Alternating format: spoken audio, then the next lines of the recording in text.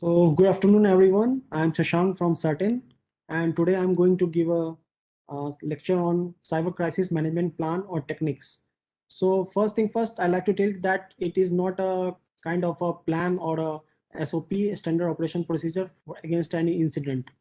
So, it is a culmination or grouping of what the should be done at a means at a whole level. So the firstly, we will see the outline of this cyber crisis management plan.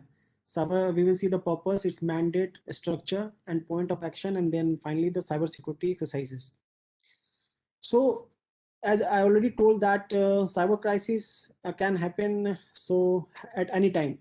So there is no means you are managing a network or managing an organization, and suddenly you can face an incident. So the best way to that is that you have to uh, prepare in advance for these, and if the some eventuality comes, you can respond to it. So the cyber crisis management plan is a very comprehensive document which talks about how you have to prepare for, respond to, and begin to coordinate recovery when any cyber incident happens. And why we are doing that? Because we need that the organization in the critical sector, the whatever the interruptions and manipulations should be very brief, infrequent, and manageable. And this cyber crisis management plan actually pinpoint the roles and responsibilities and accountability to the individual level. So what is the mandate of this? The mandates of this cyber crisis management plan or techniques that every ministry or department of the central government, state government, and the union territories need to draw up their own sectoral cyber crisis management plan. So this is very important because nowadays we are seeing that many important sectors in India like power, like transport and every sectors, health, they are facing different kind of situations. They are not knowing that they are being infected by that some incidents.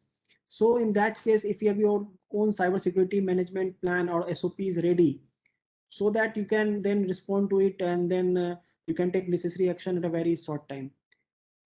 So the mandate is to draw for every government organization of the state and central government, and it helps to equip themselves suitably for implementation, supervision, and all those things. And at Certain and MITI, we conduct mock exercises with ministry and organizations. And finally, we also seek the compliance information. What is the how means organization are performing. Now, what are the main points we are covering in this cyber crisis management plan? So it is a comprehensive document, as already told. So this should mainly consist of the what should be the concept, and what are the different type of natural of cyber crisis threat landscape, and we will see different points one by one. Building cyber crisis capabilities, incident prevention and measures, crisis recognition, mitigation, management, and post incident activity. So these were the points, but also some important points should be there in the cyber crisis management plan. It should also consist of the implementing of the information security management system. So this is also very important because you need to have certain information security, like you have seen in your organization that IEC 27001 guidelines are there, and NIST guidelines are there. Based on that, how you manage your network, how you manage your access controls, how you manage your assets, different things are there. So you need clear cut guidelines that how to manage all those things. And in the case of certain incident, how you will plan and prepare for that incident. Then there is incident response, then the crisis management, important security controls, data center guidelines, network infrastructure, security best practices, and all those things. The concept of the cyber crisis management plan, we have already discussed that it prepares you for, it is a guide which helps us to prepare for, respond to, and begin to coordination recovery from a cyber incident. And it also covers different kind of cyber crisis, the possible targets and related impact, actions, responsibilities to the stakeholders. So it is a very comprehensive one. So if some organization prepare this cyber crisis management plan, then in a case of any eventuality, they can better respond to it. And finally, that this cyber crisis management is a very technology incentive thing. So different vulnerabilities and threats, they are always coming up. So you have to be ready for that. You have to upgrade yourself. You have to uh, test your different plans. You have to upgrade and upgrade and all those things on a regular basis. So firstly, we are going to see that what could be the nature of cyber crisis and contingencies. So already you must have known that your network, your infrastructures, how your computer assets and all those things. So different hackers or activities, they tried like targeting scanning initially. Then there could be the large scale defacements. There could be the malicious malwares like virus homes, trojans, botnets. There could be identity threat attacks. There could be denial of service. There could be application level attack. There could be cyber espionage. Then there could be financial frauds, and also the threats due to emerging technology like IoT, big data, artificial intelligence, and attack on ICS and SCADA systems.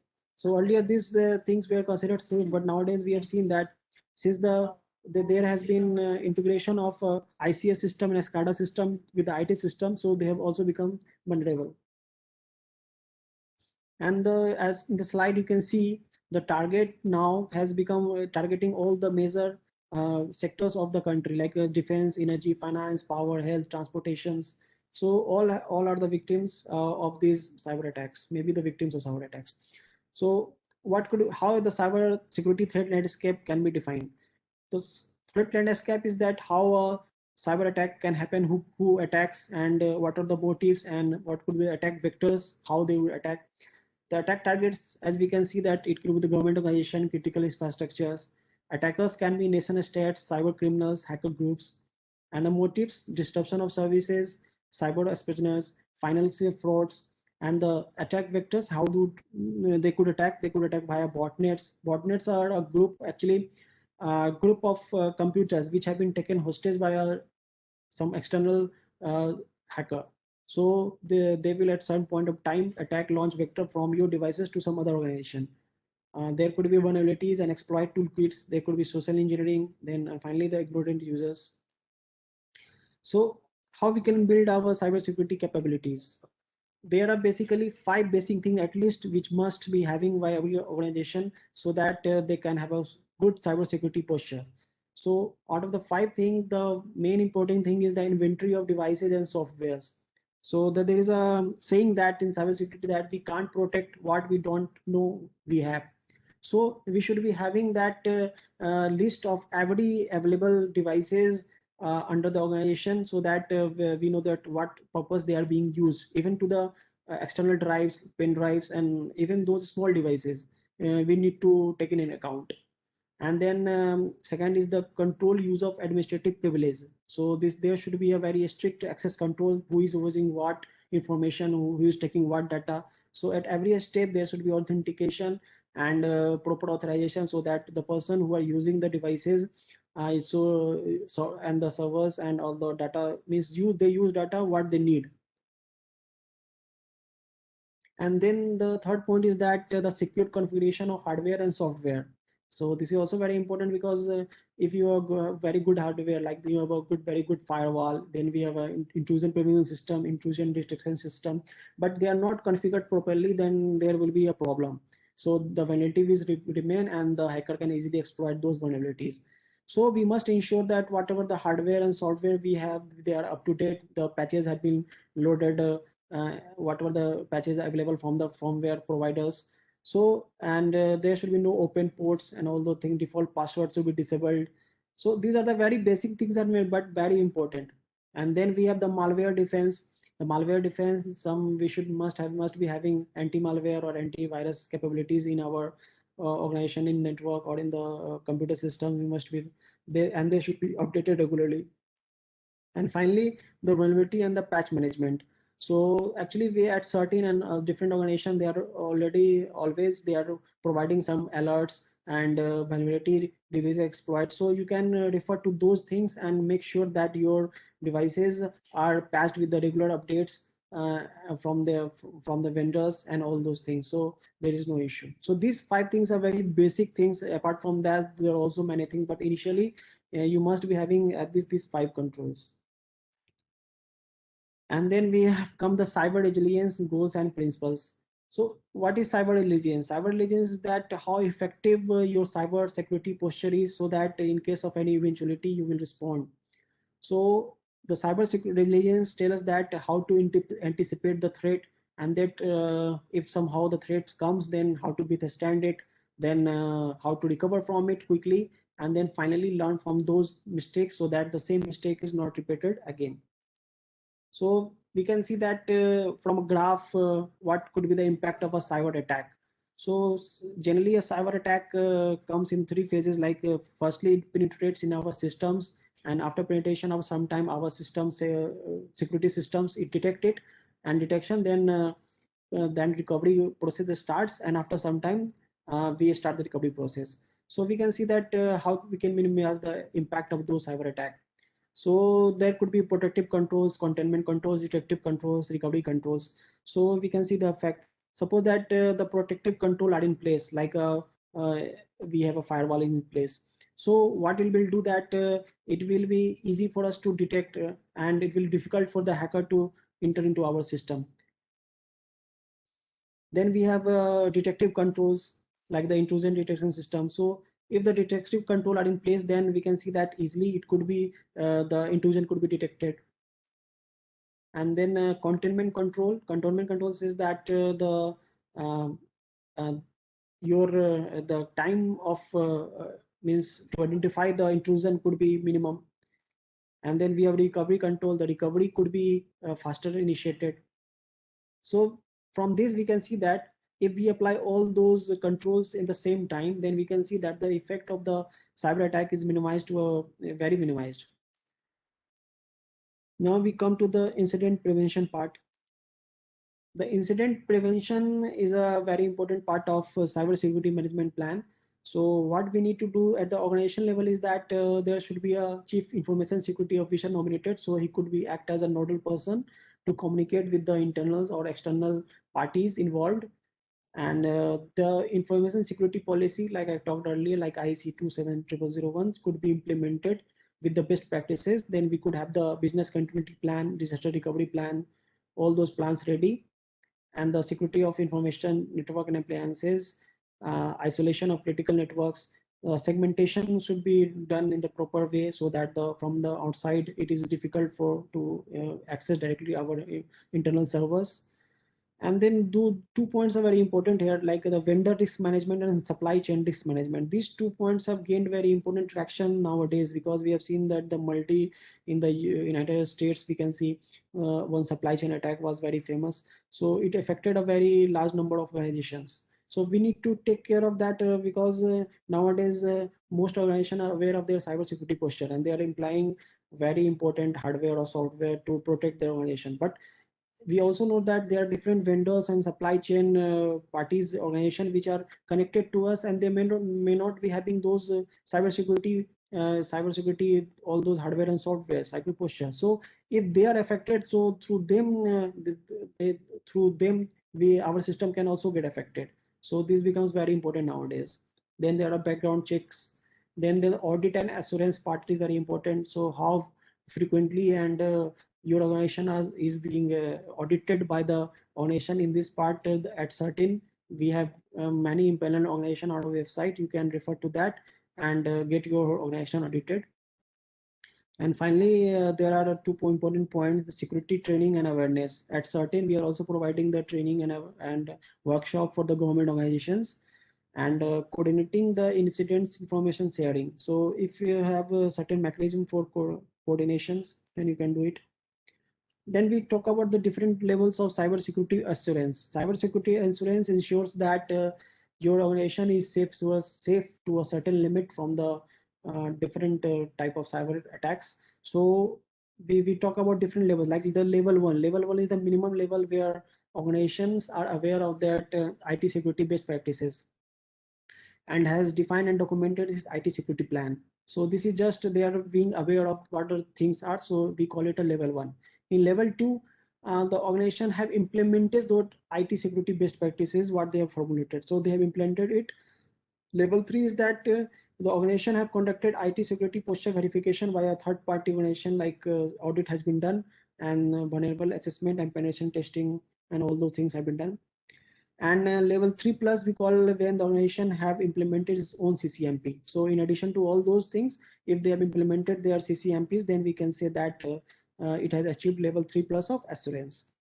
And then level 4 is that they have, apart from all those above points, they are proactively monitoring and monitoring their network, and through the inclusion of IPS, IDS, SIEM, security information event management system. So they have a proper monitoring scheme in place. And level 4 plus is that they have implemented the mechanism for proactive sharing and mitigation of all those IT threats and vulnerabilities with the different sectors like certain sector certs and all those things. And level 4 plus maturity is something that apart from all those things, that organization now is able to predict that what could the threat could come to the organization. So that is a very high level of maturity level. Then we finally come to the crisis recognition, mitigation, and management. So crisis management, if the certain incident happens, then what could we do? The immediate points could be the containment of crisis, how to contain the crisis in a localized way. Like suppose that you identify that a certain network element has been infected, then you isolate it from the environment. Then communication to all concerned, to your internal, like to the management, to the certs and all those things, and coordination of efforts that can facilitate adequate and swift response in a timely manner. And finally, the business continuity, like so that this plan is in place, then we can restart our services. And then detailed analysis of why the crisis happened, and what are the effect have been from that crisis, and finally learning from those crises. So what we learn that, and what to do so that the next error is not repeated in future. So crisis management can be generally, broad way categorized into two ways, like what action could be taken within an organization and what action could be taken beyond the organization. The within the organization are what are the different points we discussed earlier, and the action beyond the organization is mainly coordinating with the multiple agencies and stakeholders like the public, economic order, digital security, certs, and all those things. And action within the organization, that we already told, that putting in place the system and procedures, that CCNP on all those information security SOPs and guidelines, and ensuring that complete alignment with the national crisis management plan, whatever the CCMPs you have prepared, so you are working in that direction only. And the point is that it is actually a proactive point, like whatever the CCMP plan you have prepared, you are actually testing it and through mock exercises and demonstrations, so that if the actual crisis comes, then you are able to perform as per your plan. So how we can work together for effective cyber crisis management? So at Certain, we are providing different facilities, like we have actually list of empanelment of IT security auditors by Certain, where the list is provided on the website. So you can go and get your organization audited from those agencies. And then we are also issuing proactive and timely security alerts and advices. These are all available on our website, so you can refer to that. Then we are also providing the vulnerability notes, whatever the operating system software, they are having certain vulnerabilities, and they are given by those agencies, like suppose that Microsoft releases different vulnerabilities notes, so we are also providing that, so you can refer to that. Then we have one Cyber Swachhta Kendra. It is actually a CSK, we call it. CSK is providing different facilities to get your systems bot removed. So there may be a bot in your system, so you can check if your system is infected by a bot or something, and then you can install our software that is free of cost and get your system de-infected. Okay, and then we have cyber threat intelligence exchange platform, where we can, if the organization is means they are working with the certain, and they can share the information. So in developing and implementation of actually the different sectoral cyber crisis management plan, so these are the important two things, like we help to different organization to prepare their CCMP plan. And then the cyber security exercises, we already told that we organize different exercises and workshop for the participating organization of the government to assess their cyber security posture. So what could the organization do to help us? The organization can duly report what are the security incidents that are they are facing, and saving of all relevant informations. And they can also collaborate with us to get a feedback or inputs on whatever the different malware or virus attack is going to happen. And third, that they can regularly participate in our workshop and training exercises, so that they are remain updated to technology and security best practices. So we are organizing different kind of exercises: layer 1, layer 2, layer 3, hybrid, uh, cyber crisis tabletop exercises. Cyber crisis tabletop exercises is actually for the management level. So where we generally test that what are the SOPs they have prepared, and in case of eventuality, how will they refer to their SOPs, and how they're effective those SOPs are. So we give them their dumb situations, and their as per their SOPs they reply. So we test that how their will their SOP work in a real environment or not. And layer 1 is the generally a basic level of exercises. It's a discussion based exercise. So where we talk about what are the needs, and how they need to improve, and all those things. In the layer 2 exercises, we are actually providing different kind of stimulated situations over the situations, and we are seeing that how they perform in those situations. In layer 3 exercises, we are actually providing the different kind of injects over their email or different and we are expecting the participants to act um, on those injects. Like inject actually is something a real scenario, like suppose that a malware is a how malware will what a malware is that and what are is means it is not a real one, but just details about those things. And we give it to you over mail, and then you have to reply in a live environment that how you will be respond to those kind of situations. So these are the, and already I talked about the cyber crisis tabletop exercises. This is mainly for the management purpose. So we can see the differences, different differences are there. So the security, the BCPs, and the ISO 27001 2013, and all those things. So we are now finished. Any questions?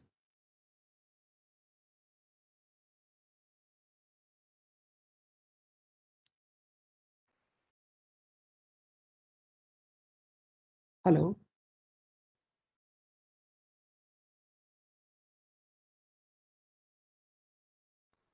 Hello. Sir, as of now, no questions received here. Okay. Actually, they're requesting to share the PPT. Okay, I already said to share their one PDF. So I will share to you also, Mr. Naresh. Okay. Hello. Sure, sure. Okay. So this CCMP is actually for the government organizations. So I think the audience is from government sector only, na? Mr. Naresh? Yes, sir. All are government officers only, sir. All are central government Okay. officers. Okay. So this is very means really required for them, because nowadays we know that CCMP is a very important document to prepare for every government organization. So if you are Yes, sir. True, sir. looking after the means CISO part, if you are CISO for that company organization, then you must be aware of this. Yes, sir. Yes, sir. Sir, one question is there. Uh-huh. CCMP also has to be prepared for private. Yeah, you can prepare it for private organization, but there is no mandate. But in the government, it is mandated to have a one CCMP. Uh, business impact analysis by external consent. Sir, I think one question is there in the chat Yeah, box. I've seen it. I've seen it. Actually, that I've already told that it is very good if you get your organization audited. So in the audit part, the organization will definitely tell you about that. What is the business risk assessment or the business impact analysis of that organization. And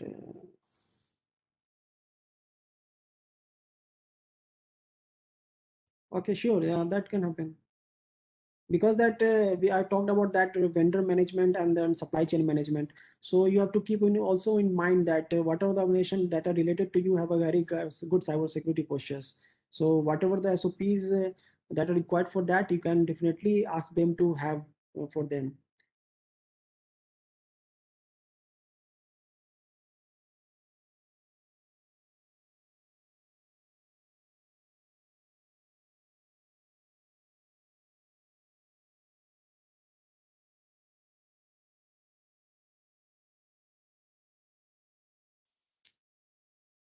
So I think it is done now. Yes, sir. Sir, I am also not seeing any queries from the participant side. Yeah. Okay. If it is done, then we'll give a break, sir, for 10 minutes. Okay, sure. Yeah, Okay. Pravesh, Okay. you Thank you. give 10 minutes everyone. break. Thank you everyone. Have a good day. Thank you, sir.